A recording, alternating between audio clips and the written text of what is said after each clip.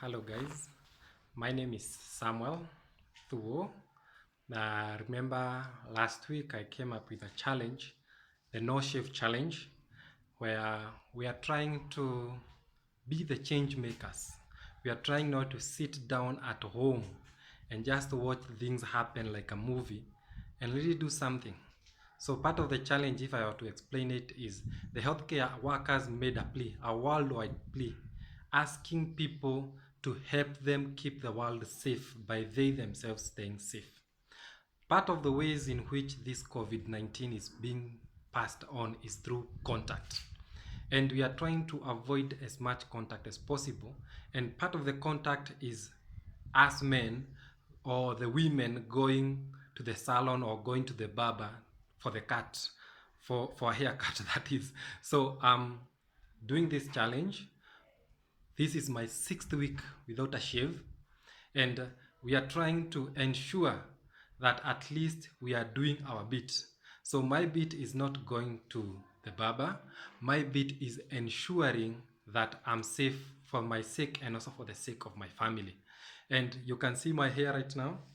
It's quite big. This is the 6th week without a shave. Normally I do not go past 3 weeks.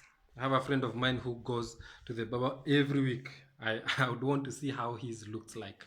So we took this challenge. I've also been challenged by some of my friends to ensure that I keep to my word, that I'm not going to take to go to the barber or shave before this pandemic is done in Kenya. I'm hoping it is done in a very few weeks for not for the sake of at least my look, because the hair doesn't look that bad, but the beard is, man, it's going places. I'm becoming the recross of of corner estate. Corner estate is where we are. So but I'm feeling like I might ask my wife to at least do my mustache, because it is now interfering with my even in my eating. You can see some of it is heading towards my mouth, and that one I might trim, but for the rest of it inakaa venye ilivyo. And as we also do this challenge, maybe you might be asking yourself, what can you do to make some change?